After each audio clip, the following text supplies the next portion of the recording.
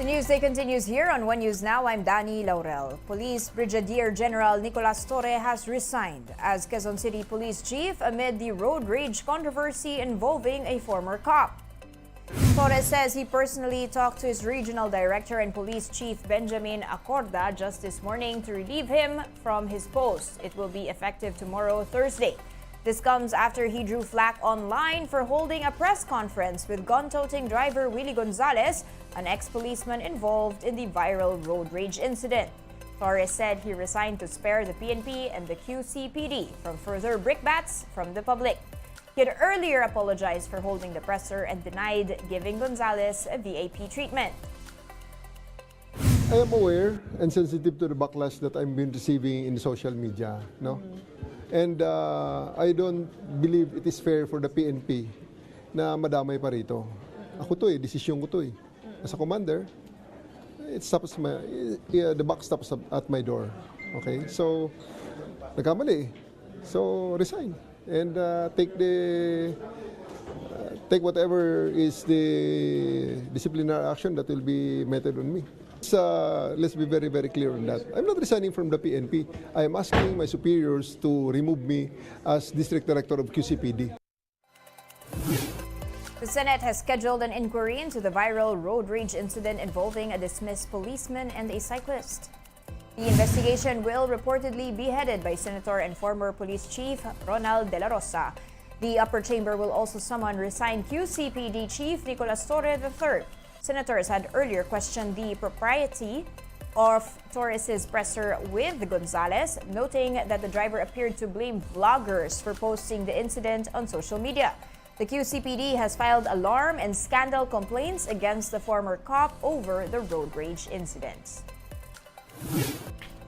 In other news, the House of Representatives swiftly ended its deliberations on the budget of the Office of the Vice President.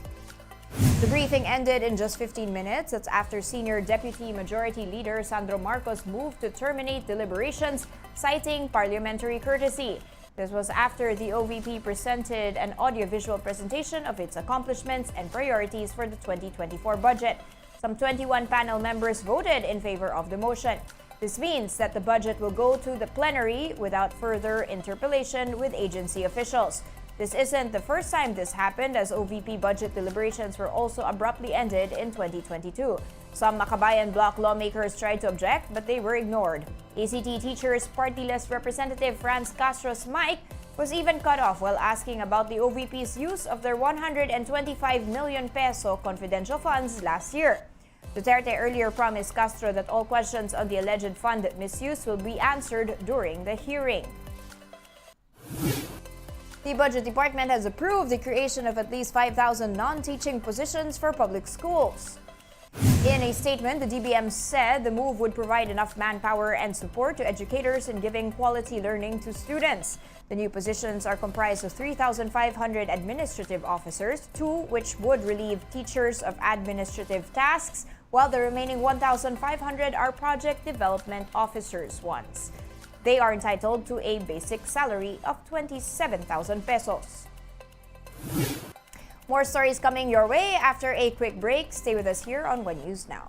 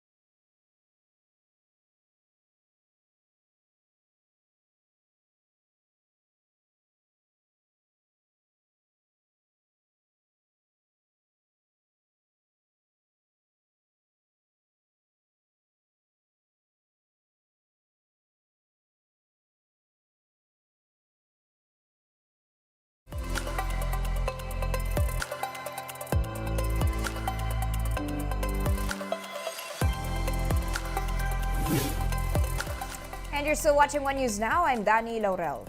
The implementing rules on the Maharlika Investment Fund are out. The IRR takes effect after 15 days, that's on September 12th.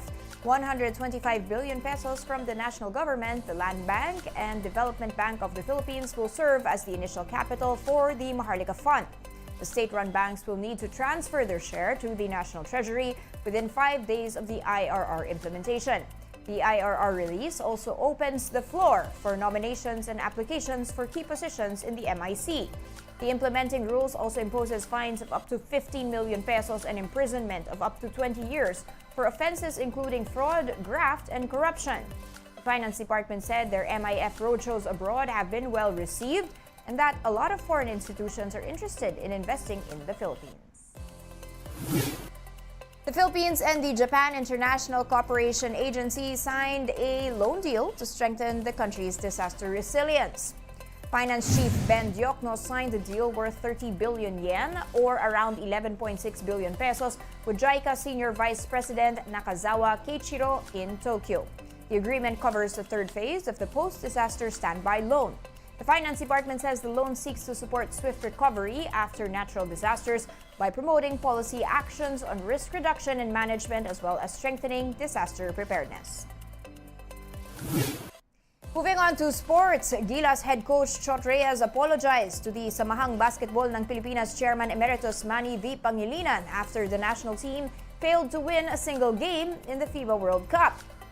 This was revealed by MVP himself a day after Gilas lost its third and final group stage game versus Italy. Pangilinan commends Reyes and the rest of the team for putting up a fight and doing the best during the games. He said that the team just needs to figure out what went wrong in their campaign. The sports patron also hopes the Philippines can move up the FIBA World Rankings from the current 40th. After the loss, Gilas has been relegated to the classification matches with the hopes of becoming the best Asian team and earning an Olympic berth. Nag-text sa akin si Chot late last night with only 2 words. Sabi niya, sorry, boss. Hindi pa ako sumasagot kasi hindi ko alam kung anong sasagot. I feel for Chot. I have no doubt. I have no doubt that he tried his best. And I feel for our players. I have no doubt either that they tried their best.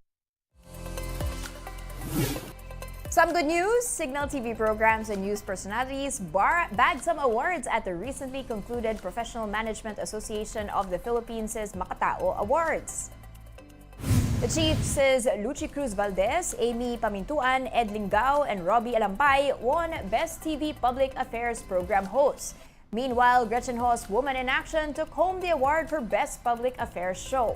TV5's Frontline Tonight received this year's award for Best Newscast. The award was accepted by one of their anchors, Ed Lingao. Radio 5 also won Radio Station of the Year, while Alagang Kapatid was named Best Radio Program. And the Kapatid Network, TV5, got the biggest award, TV Station of the Year. Other Signal hosts were nominated as well. The anchors of election program Short Take, Ed Lingao, Patrick Paez, Manny Mogato, Regina Hing, and Jovi Francisco were nominated as Best Public Affairs Show hosts, while Cheryl Cosim and Jay Taruk were in the running for top news presenters. One News Now will be back at 6 p.m. with the day's latest stories. I'll see you then. I'm Dani Laurel and we are One News.